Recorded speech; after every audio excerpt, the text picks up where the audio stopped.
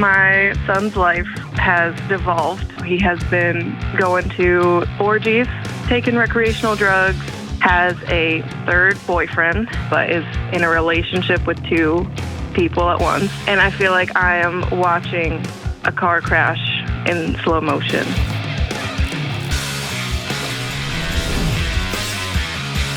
What up? What up? What up? This is John with the Dr. John Delony Show. I'm so grateful that you've joined us talking about your mental and emotional health and your relationships, your friendships, your marriages, your children, whatever you got going on in your life.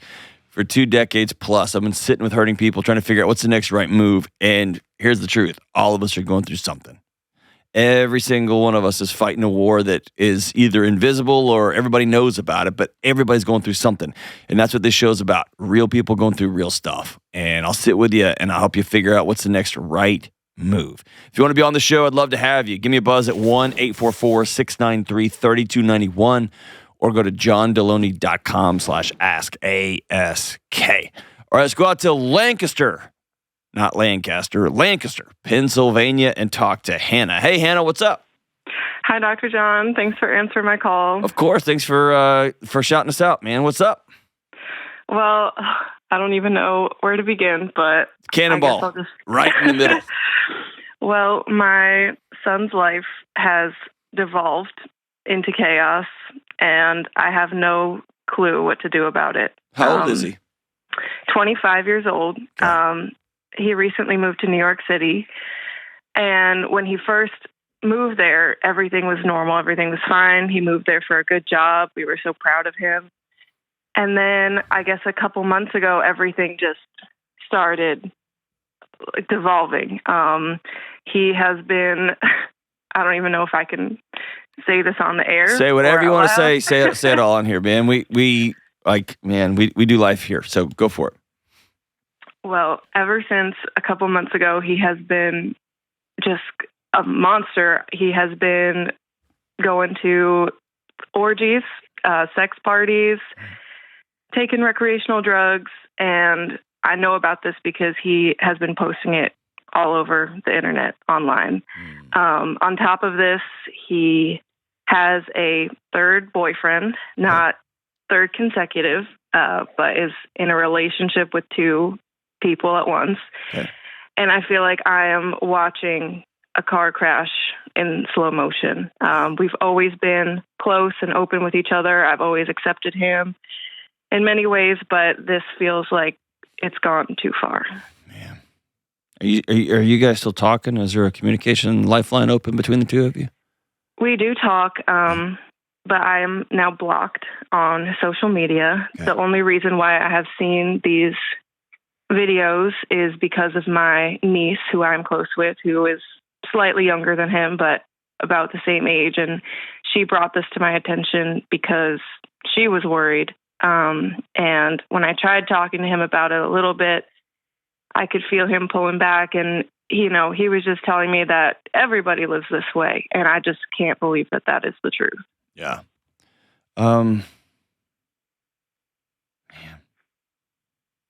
I'm sorry. It's hard to watch your adult son who's got adult resources putting himself in a position where I love how you said that. You just feel like you're watching a slow motion car crash with one of the most important people in your life in the driver's seat, right? It's just baffling because he was always the good kid, right? He was the goody two-shoes. He got the good grades. Now he has a good job, and I just don't know where I went wrong. I don't know what caused him to do this. I was about to go there. That kind of reverse engineering is not helpful right now. It probably will never be, but especially not right now. Okay? Because there's 2 things going on here. Number 1, you're staring at yourself in the mirror saying, shame on you. Right? Right. Tell me about home life. Home life, we got off to a rocky start. I had him really young. I had him at 17. Okay. So, I lived some life as well. But, we did our best to provide. Me and my husband were always loving and, accepted his identity. He came out to us at 15. We are a religious household, but we did accept him for that. And we are proud of him. We just don't know what currently is happening. Okay. Often with the just countless young people I've sat with over the years, what's often goes unseen by their family members is just how brutal school life is, bullying is, ostracizing is. You know what I'm saying? It just breaks my heart. It's broken my heart over and over and over again for 2 decades. We did deal with some of that, especially when he was out, and it was only 10 years ago, but things have changed a lot. Sure. I feel. Yeah. And it was a different time. Sure. And the 10 years before that, or the 5 years before that, when he knew that he was different, but nobody else did, like, that's a lot of weight for a kid to carry alone, right? Mm-hmm. But here's the deal. That is not even on the radar for me as in terms of concerns. What you're telling me is you're watching your son become somebody that you have never known them to be, and that is somebody who's using drugs, who's putting themselves at great risk. Right? Mm-hmm. Not only with drug use, but with just out of control, multiple sexual partners all the same time. All this stuff is just so quick, so fast, right? Mm-hmm. So number one, let's move your identity off to the side. Think of it this way.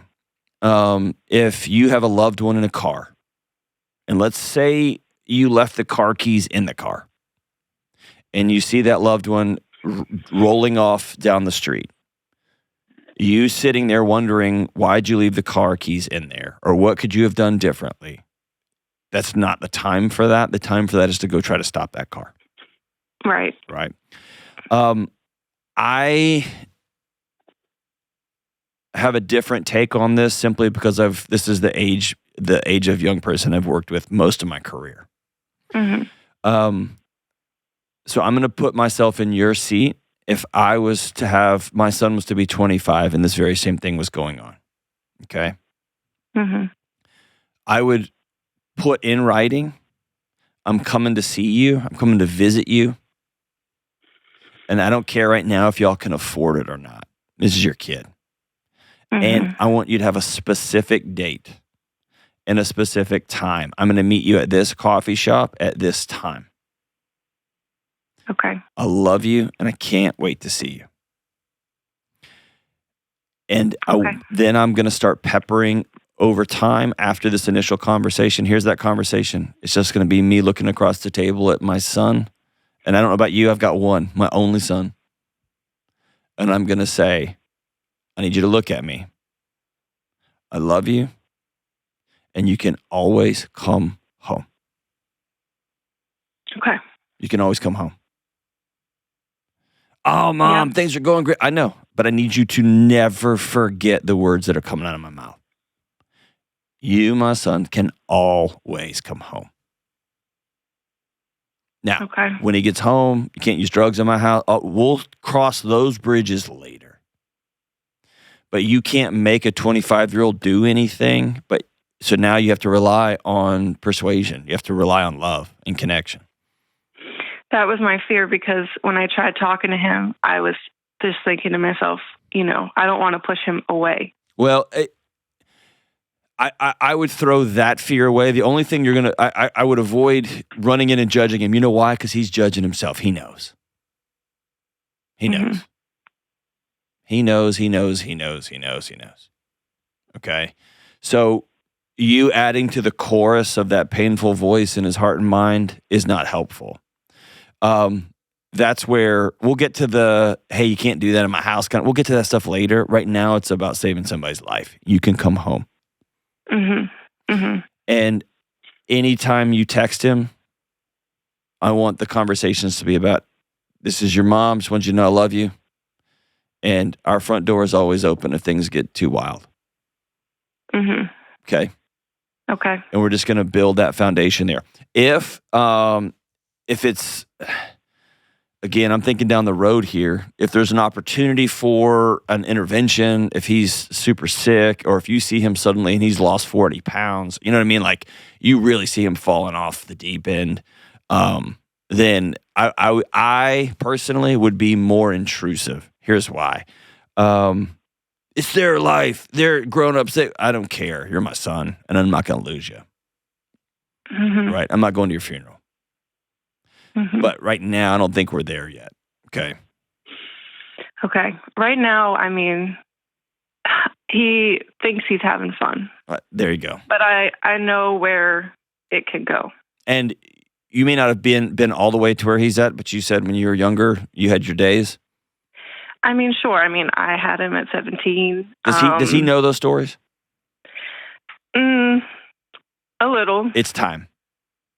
It's time to put it all on the table. Two adults talking to two adults. I mean, two adults talking to each other. Mm-hmm. Okay? Okay. And if you fly to New York or take the train into New York and you sit down and say, I need to tell you a story about a young girl, and there's probably some dark stuff from when you were younger that he doesn't know about. Mm-hmm. It might be time to put all that on the table and end that with, I love you and you can always come home. Right. The door is open. Always. I'll never change the code on you. Okay, weird mom. Thanks for sharing me. Okay, I just need to tell you that. And look at him and say, I'm your mom. And until you block my text messages, just know I'm going to tell you on a regular basis that I love you and you can always come home. Right. We've always been close is the thing. Okay. And we have been open. I mean, I've shared some things, not everything, but. Okay. I think it's time. Okay. I think it's time. And here's the deal. There's going to be a night when he's spun up and he's exhausted and has a moment of clarity, a moment of lucidity, and your voice will ring true in his head. Right. Okay. And if you have this conversation, really it's putting a stake in the ground. I'm not giving up my connection over you. And by the way, there's going to be jillions of people watching and listening to this. Don't read the comments on this, okay? Because there's going to be some pretty hurtful people saying, you need to just cut him off and what. Right. That's people who've never sat with a hurting kid. Right. I mean, that was my husband's initial reaction. And I said, no. Yeah. No, and by the way, you can't keep doing what he's doing. Right? I mean, it's not safe what he's doing. He's putting himself in, forget the morality, he's putting himself in horrific danger. That's it. I just don't want him to, get addicted or get a disease or worse. Exactly. So putting some of those things on the table, y'all might have some places where y'all bond. He might have some stories for you. And maybe you ask, I'm going to tell you my story. I just want to know, like, what was life like when you're 15 and you're 14? Mm-hmm. And maybe he'll open up to you a little bit. We're just looking for as deep and as powerful of a connection as we can have. And in some ways, it's reconnection because y'all are both adults. Right. I'm just concerned about the environment, too. Like, what is the environment he's in that tells him that this is normal behavior, that this is what everybody's doing? Anytime a 25-year-old tells me everybody, 40-year-olds tell me everybody. 50, 80-year-olds, everybody. No, they don't. That's one of the, that's coaching and counseling 101 is when everyone says, okay, name them. Who? Because it's not. Mm-hmm. It's not. The percentage of people who actively participate in multiple orgies is virtually nil. It just is, right? And so the people the people who participate in just rapid onset, dramatic, hard drug use, there's a fair number of them. It just doesn't last very long. Right. I mean, he's always wanted to go to New York City. There you go. And when he's here. Finally, yes, and we were, supportive, but I think it's just all at once. There's a lot out there. Yeah, that's right. And so I think it's about reconnecting. And if he gives you insights, well, what do you think, Mom? Mm-hmm. I think you can say things like, I'm watching my baby boy die right in front of me. Mm-hmm. And I really, really am not interested in burying my son. Right. Right? That's different than you shouldn't be having sex before you're married. That's a different conversation. You get what I'm saying? Right. Yeah, this isn't about you not approving of his choices. This is about you watching your son engaging in some really quick onset of truly destructive behaviors all at the same time. So yeah, I've recommended parents for years, go see your kid in person. If on the off chance he won't see you, sounds like he will because y'all have been close. If he won't have coffee with you, if he won't have breakfast with you, if he won't have lunch or dinner with you, then it may be time to send a letter. But I want to continually offer this refrain: you can come home, you can come home, you can come home. I don't care how old you are. And we'll deal with the quote unquote judgment of the behaviors later. And by the way, for anybody who thinks, I'm just going to cut him off, you probably haven't buried a kid. And I've sat with moms and dads who have. And I wouldn't wish that hell on anybody. Anybody. Whew. And I have not met a young person in this situation that doesn't know they're over their head. I'm sure they're out there. I'm sure I'm going to get blown up by 25-year-olds. They're like, nah, bro, this is cool. We're just doing our thing. I haven't met one who doesn't know I'm over my head. And the only thing I know to do is the next crazy thing. And then the only thing I know how to do after that, to wallpaper over how I feel, how hollow it feels, or the dopamine smash, when the body reacts with the pain on the other side of that teeter-totter.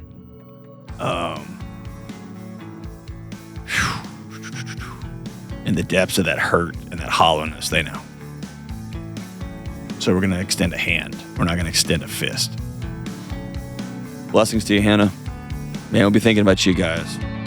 And dude, you want to do something wild, have your son call me on the show. I'll do anything and everything I can to help him out. Thank you so much for the call. We'll be right back. This show is sponsored by BetterHelp. All right, October is the season for wearing costumes and masks. And if you haven't started planning your costume yet, get on it.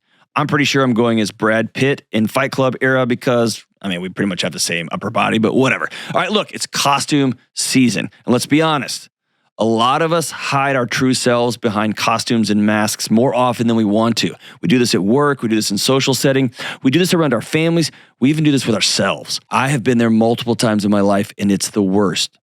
If you feel like you're stuck hiding your true self, I want you to consider talking with a therapist.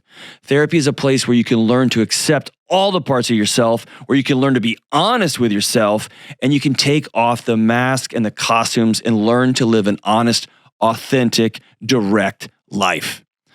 Costumes and masks should be for Halloween parties, not for our emotions and our true selves.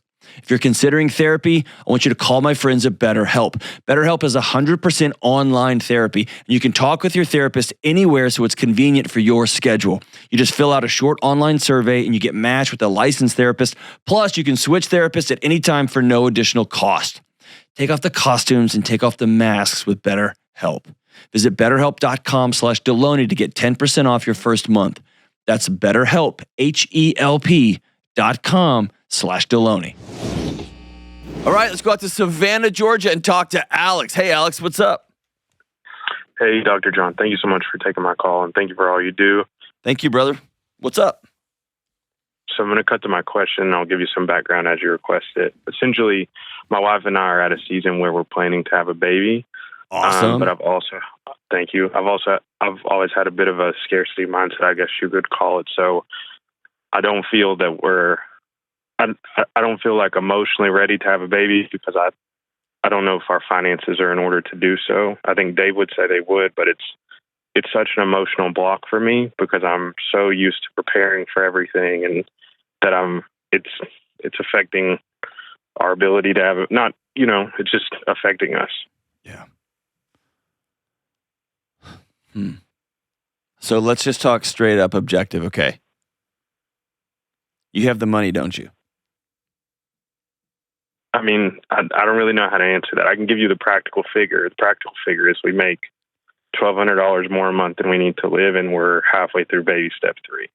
Okay. You can afford to have a baby. Period. Okay, thank you. You can afford to have multiple babies. Okay? And here, even beyond, you have $1,200 extra every month over your bills. Let me go one step deeper. What in your house can you sell? Can you get an apartment? Can you get rid of your nice cars and drive crappy cars? When people tell me, like, I quote unquote can't afford a baby or I can't afford babies, housing is astronomical right now. Childcare is insanely expensive, right? There's no question about those things. But often it's these other variables. But what about? And what about we have to live here? What about we can't get rid of the new F-250? What about there's all these other extraneous things. And I'm telling you, we've done this really crazy ROI in our world where we have to get all this stuff first and then the kid comes. And dude, I have literally zero regrets. I've done some things. I've hurt people over the years. I've done things I wish I could take back. The regret I have is that I only had 2 kids because I did not understand the capacity for love and how it would transform my life. And by the way, Alex, I'm still not emotionally ready to have kids. I'm not. I don't know that anybody is. So how do I get over sort of this scarcity mindset of... What are you scared of? That I'm scared that I'm scared of everything. I'm scared. I'll give you an example. I'm trying not to take most of your time. Hey, bro. Hey, it's just us two. We're good. We're good. You take my time. I'm trying to get to the root of it. What is it? So, like, when we planned our wedding, my wife said we can have a wedding that costs X amount of money, and I was like, we'll never be able to afford it, and we did. And we went to look at a house, and I wanted to buy a townhome, and that was X amount of dollars, and she said, no, we work really hard, we can afford this, and we bought the nicer house, and we can afford it. But if I can't, and I'm trying not to get emotional, if I can't plan it and see it, then I don't feel secure in it. I know, but where does that lack of security come from? Did somebody bail on you when you were a kid? No, I was the recipient of a lot of fundraising growing up. I have a medical condition, and that fundraising changed my life, but it also showed me the value of a dollar at 14 years old and what it was like to not have that money. And then literally directly after that, right? It was 2008. My parents lost their house, so many people, right? And they recovered. But ever since then, it's always been plan for security. And we weren't broke. I've never gone without anything. We were upper middle class, but yeah, but it's not that. It's the electricity that was in your home. It was that look on your dad's face, those little tiny, almost imperceptible winces when he had to take somebody else's money to take care of his own son. 100%. And those are stamped in your nervous system, and that's okay. And so, but now, I know, but listen to me. That fear you have, there's not something wrong with you. You're in this weird dance where you have all of the success and you've managed to work it out. And even when your parents lost everything, they lost their home. You look up and 10 years later and they're back, right? Yeah. Yeah. So the challenge for you is you get in this loop to where your body feels the worst thing that could happen. And then you beat yourself up for even feeling it because you're surrounded by blessing right now. Yeah, and I feel guilty that I have so much. That's it. And so here's the deal. I have the same wiring in my system when it comes to I need to plan everything out in case. Because my wife makes fun of me. If one of my kids says the words, "Daddy, I'm still hungry," dude, I freak out. I do too. When my sisters are like, I want some more to eat. I'll give you any amount of food. Yes. You know what I mean? Yes. And so listen to me. You are not screwed up. I'm glad your heart is like that. And I'm also glad you, like me, married well. Because we got somebody else. Man. We got somebody else that can shine a light in that dark. And by the way, There's also times when our over planning has been right. Fair? Fair. Okay. Fair. So it's both of us are working on this thing together. The scariest thing is having a kid because you can't predict the outcome. And you can't know the outcome. And it's transcendent, even when it's bad, even when it's scary. So here's kind of your path forward, okay? I'm going to butcher the quote because I don't have the top of my head, but it's an old C.S. Lewis quote, which is essentially the only way to never get hurt is to lock yourself up, lock your heart up, and throw the key away. Right. That's it. But in doing so, you also will never live.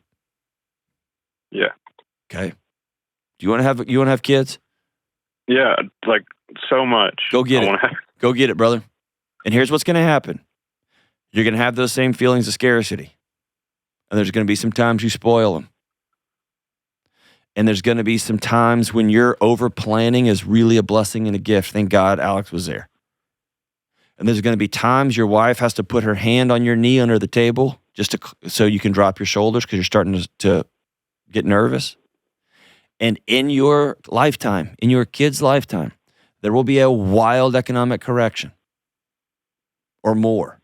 There will be times of pain. There will be times of struggle. All of that is true. And you and your wife together, being smart. You guys don't owe anybody any money right now. Right? Right. Yeah, dude, you're so far ahead of the game. But here's the deal. This conversation is not one in a spreadsheet. This conversation is about guys you. like me and you. We just love the spreadsheet. I know, but it's a pacifier. It's a Xanax. It's fake. It's some sort of illusion that we can actually dictate what goes in the next cell. And we're wrong. We're lying to ourselves. It's our way of it's a pacifier. It's a blankie, right? Yeah. And planning is good. It's both and. So plan the best you can. And so like at Dave Ramsey tells people to get 3 to 6 months emergency fund. I cheat sometimes and I have more than that. Not a crazy amount more, but I do. I call it my sleep tax. That money would be earning more in a mutual fund. It would be earning more in a Roth. But I have it in a savings account just for me. Just for my family, right? It's a little bit more, and I'm okay with that. Yeah. You get what I'm saying? I do. It's okay. And I don't go crazy with it. And I give my wife permission to say, hey, that doesn't make a lot of sense. And I go, yeah, you're right. And even, I'll tell you this, the other day my wife said, with the election coming up, she goes, hey, if anything sets off, we're okay, right? And I just smile and go, we're okay. Yeah. You know what I mean? It's both and. It's both and. Yeah. I appreciate it. But Alex, I want you to have 10 kids. I don't. I just want to have one kid. Yeah, don't have, 10's a lot. Yeah, 10's a bunch. I got to get a bigger car if I get 10 kids. You're going to have to get a new car anyway, dude. Just let it ride. But here's the thing. You can't plan for it. And you've overcome a lot in your life. Is that fair? Yeah. Okay. There's not a doubt in my mind after overcoming medical conditions, after overcoming your parents losing everything, overcoming a wedding, overcoming buying a house, overcoming your personal and professional and romantic challenges, and y'all got a house and you got a job. I'm not worried about you in the slightest. I want men like you raising kids in this world. I appreciate that. Okay. It's just, you just want to do the best for them, you know? Of course, we all do. And just to let you off the hook, you're not going to sometimes. You're going to screw up a lot. Yeah. So go into it knowing that. It's like a baseball player who never wants to swing and miss. Yeah. Like that's just going to happen. And if you get a hit 3 out of 10 times, they'll put you in the Hall of Fame. Yeah. be a little bit better as a dad, right? You want to do better than 30%. For sure. But For sure. you get what I'm saying. Yeah, for sure. I want men like you raising kids in this crazy sideways world. I appreciate it. Men who care, men who plan, and men who want to love deeply. I appreciate it. Cool? Yeah, thanks so much. Will you send me a picture of the baby? Yeah, man. As soon as we get it back, I'll slide in your DMs and send you the baby ultrasound picture, Awesome. whatever that's And called. I think the name John for a boy is excellent. And Yeah, I'll pass that along. I appreciate it. Yeah. do not name your daughter Kelly. There's a whole host of just curses that go with that. So, but I'm telling you. you got this. Hey, brother, I'm proud of you. Appreciate the call, man. Every time you feel like you're going off the rails on a crazy train, put your fist in your chest and exhale and say out loud, I'm good. I've been here before and I'll be here again. And I've planned and I'm good. I can go love deeply now. Awesome. Proud of you. Thanks for the call, brother. We'll be right back.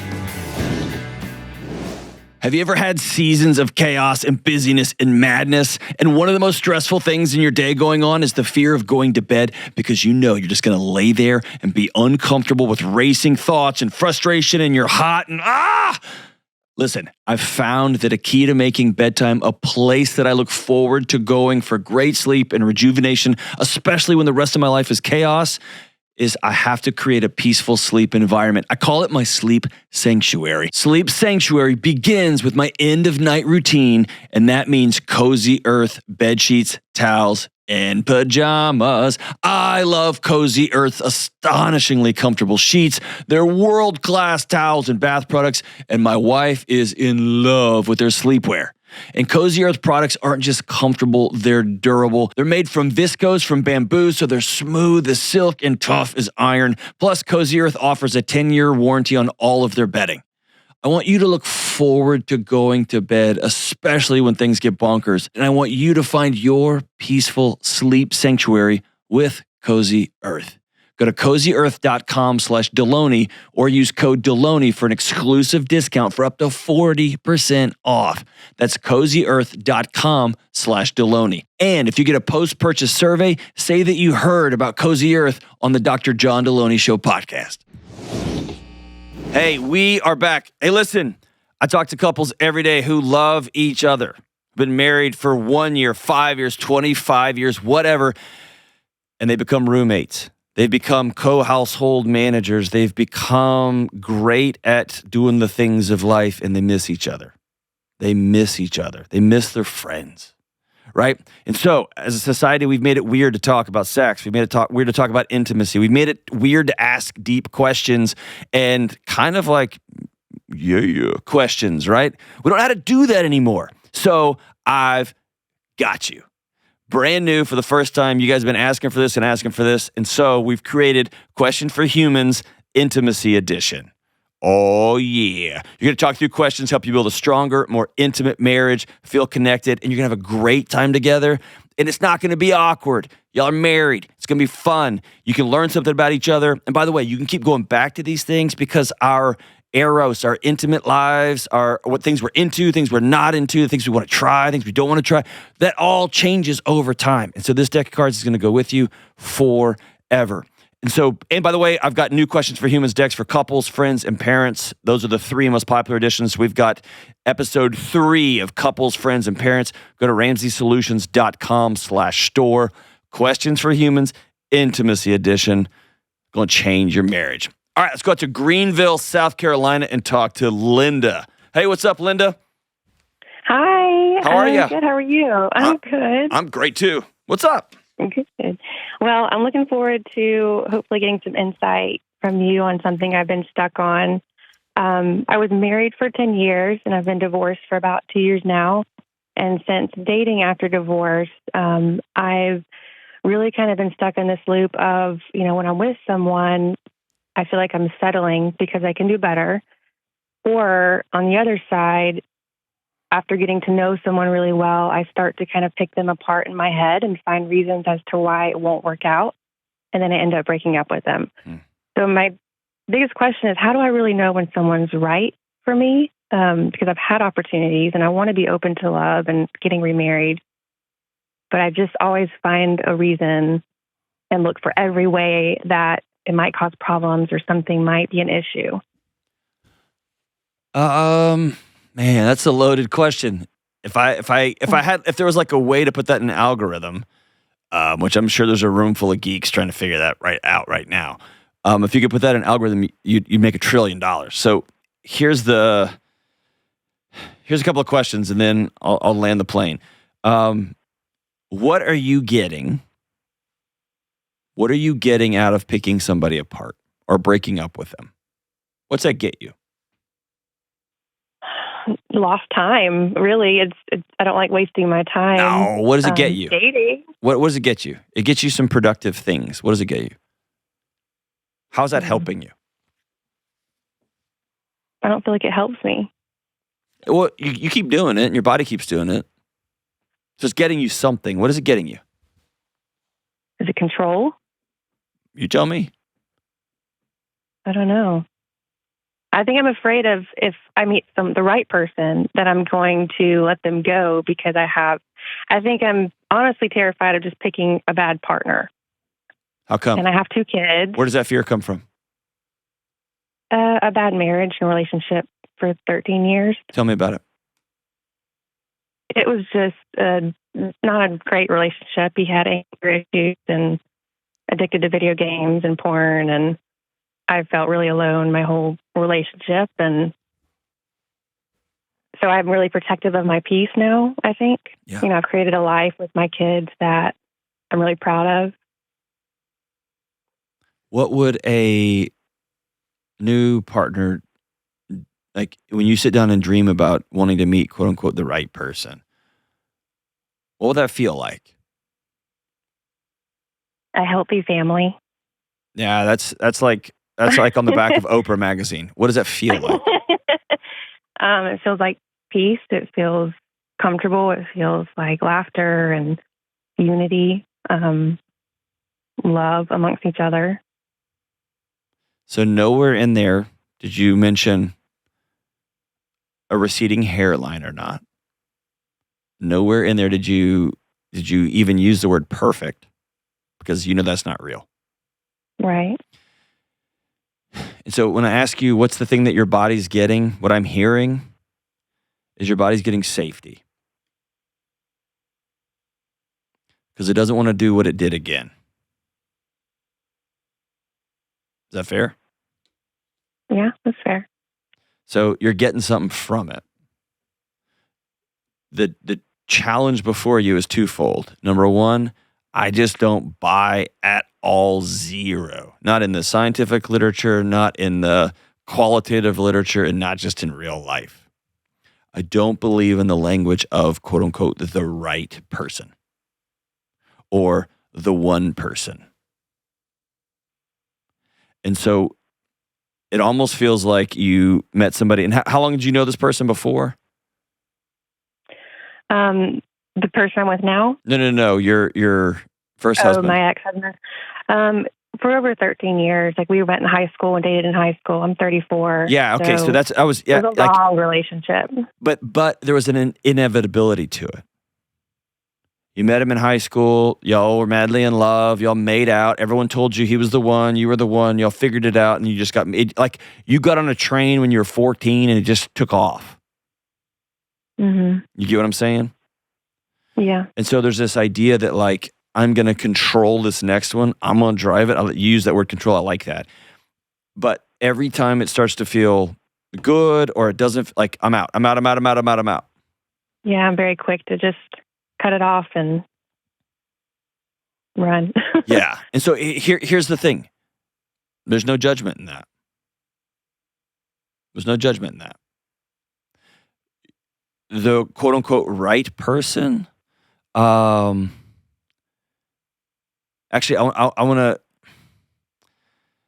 I'll use the word right. The right person is going to be the person you decide to stick it out with. And it's more about choice. Like, I think meeting someone who I love enough to go through difficult times with, but the fear of the unknown, of what if they change, or What if they're not who they present themselves to be? And so I ask a lot of hard questions, and I really try to dig deep in the beginning. I know, but you're to learn interviewing them for a everything I job. can. You're trying to screen them instead of get to know them. Yeah. Yeah, it feels that way. But when you screen somebody, you set yourself up in like a hiring position across a table. There's a hierarchy there. Mm. And so finding the next right person is, hey, I'm a mess. You're a mess. You want to make something amazing together? Because I'm gonna give you 100% certainty they will change. So will you. Yeah, 100% certainty your kids will grow up, and that will change the dynamic of your relationship. Like everything will change over time. It's, do I want to change with you, and will you change with me? That's the question. Okay. And that becomes a choice, and that's going to become a choice too. They're going to gain or lose 10 or 15 pounds or 40 pounds. Like I'm just going to do life with you. They are going to want to eat at places that you don't like to eat. Like there's just going to be life, and it's going to be vice versa. And I think a screening process is good. You know what you like, and so don't beat yourself up if there were some things about your ex that you're like, these are deal breakers for me. I don't date guys who are into pornography. Yeah. I just don't. I don't date guys with the slightest hint of an anger issue. But I do want guys who are passionate, and I did love that about him. See what I'm saying? Yeah. That makes sense. Have you thought about the things that you do want?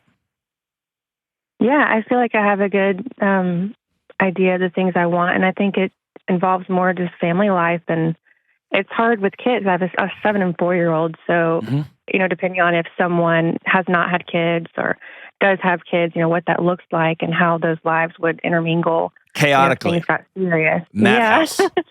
Yeah. And it's just you guys. There's not an easy path. It's blending a family. It's very, very tough. It's very tough, and it just takes like a choice. Let's go do a tough thing together. An almost daily figure this thing out. But I want you to not avoid the harder question. What do you want? You want a tall guy? You want a handsome guy? Do you want butterflies again? Do you want someone who's a great kisser? Someone who's like, what do you want? I really just want peace. I want someone who can come beside me. Linda, that's such a PC. No, I do. Like, I want someone who I can respect, someone who's farther along in life than me, someone who can, I can take care of myself. I'm very independent, but someone who cares about also taking care of me. There you go. Who will love my kids. There you go. Not have to parent them, but support me and them and loving them, and now we're getting to it. Have fun with and laugh, and now you're getting to it. I want somebody who's older than me, somebody that I'm attracted to, somebody that doesn't need to take care of me, but someone who will take care of me because they want to. Yeah. And someone that you'll feel safe enough to release yourself into their care. And right now you're pretty puckered up, rightfully so, because you've had to be. Right. Is that fair? That all makes sense. Here's my last little thing I'll tell you. And this is the most annoying, scary thing. You can't reverse engineer the quote-unquote right person. You don't find your soulmate, you don't find them, and then live happily ever after. You find somebody and say, let's go become soulmates together over time so that when one of us is burying the other one in our 90s, the other one of us can't breathe because part of our lungs are in the ground. And this thing, this mystical Hollywoodization it's just a total fabrication. It's not real. It's this choice like, okay, you make me laugh. And every time I go home, I can't wait to be around you again. And I watch how you respect my kids and how you take a knee and talk to my 4-year-old so that you're eye level. And how you don't disrespect me as though you're going to come in and be my dad, but you respect me and say, I want to be able to provide alongside you. And then we're going to go figure the rest of this stuff out because it's going to get messy together. Are you in? I'm in. Yeah. And the only way to move forward is to risk getting hurt again. That's scary. I can't imagine how scary that is. It's only theoretical for me. I've only sat with people and read about it. I haven't had to go through it. I can't even wrap my head around how scary that would be. That was your high school sweetheart. You know what I mean? That was your high school sweetheart. Yeah. So tell me about who you're dating now. He's amazing. He's great. He calms my nervous system and gives me a lot of peace, and it's just, I have a lot of respect for him, for who he is and what he does and how he's just kind, and there's a lot of good qualities about him. You are grossing me out, Linda. Ew. Okay, so have you sat down and put your hands on either side of his face and said, I really like you. I'm about to go all in on you? Not like that, no. Why not? What are you scared of? I'm afraid I'm going to get cold feet. You probably will. And the question will be, will he sit next to you and put his feet in the cold water too? Your body would be failing you if it let you go through this new dating, this new potentially marrying somebody new. Your body would be failing you if it let you go through this without apprehension. It's been there before. It knows this drill. And so you're going to have to choose to go into that apprehension and through it, because that's where peace is on the other side of it. And also that's where potential a lot of harm is too, right? Yeah. Firemen run to the fire to put it out, and they get burned sometimes. Mm. But that's the only way the fire gets put out, is to go right through it. I like that. If he's worth hanging on to, I think he's worth being honest with. And I want you to go back and listen to this call when it posts, because your voice just gets all ugh. In all the best ways. I love it. It reminds me of Dawson's Creek, and I love that. I don't want to wait. I love that just somebody talking about somebody that they're just starting to fall head over heels for, and they're trying to stop themselves from falling head over heels, but it's just happening, and I love it. It's one of my favorite things in the world. The challenge is, can I fall head over heels for somebody, land upright, go through that dip, that natural, and then say, okay, we're going to make the next right choice. I'm going to take this step. Will you take it with me? And let's go build an amazing life together. Or not, or break up with him, wait for somebody else. But this guy, I don't know, he sounds kind of special. I'm rooting for you, Linda. I'm rooting for you. Instead of saying the words like, is somebody better going to come along? Exchange the word better for, is the right guy here? Am I going to go make a choice? And am I the right woman for him? And will he make a choice? Let's go build something amazing. We'll be right back.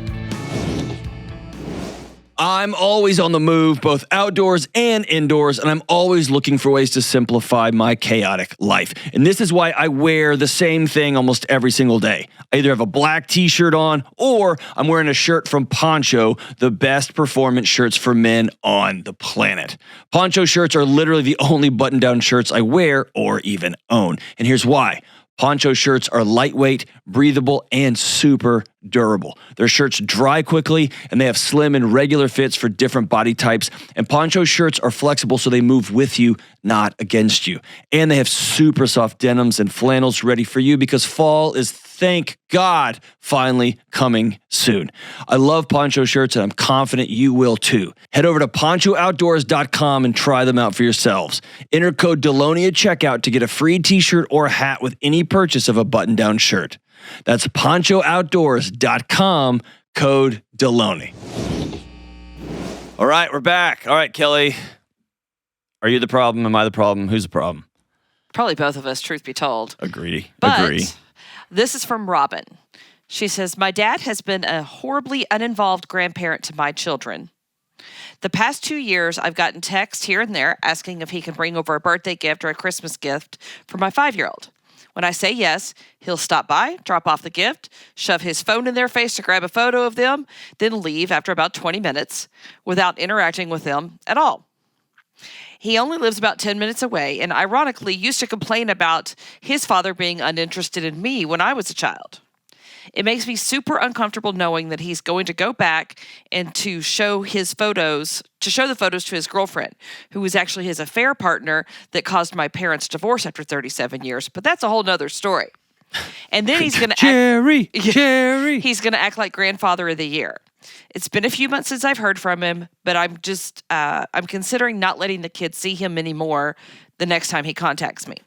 Would I be the problem for being blunt and telling him that my family is not interested in his fake involvement and to reduce any further contact? I want my kids to have a grandfather so badly, but he's been such a bad example, it almost seems worse that he only comes around every once in a while than not having anyone at all. I'm going to hot take this one. I wouldn't want to hang out with her. I would not want to go to her house. Why? Because she invents stories about me. And there's not a way this man can win. Because I'm guessing she has never sat down and said, Dad, your dad was never involved with us. Here's what I would love to see, how I would love to see you involved in our life. What she does is she crosses her arms and says, I want you to dance like I want you to dance. And he doesn't do that. He does no model for that. He doesn't do it. And is he doing a good job? No, he's doing a terrible job. He's not doing good. But the fact that he comes to get a picture of his grandkids and drop off a gift, by the way, that's not horribly uninvolved. Because on this show and in my private life, the calls I take from friends and family and strangers, I'll show you horribly uninvolved. He's trying.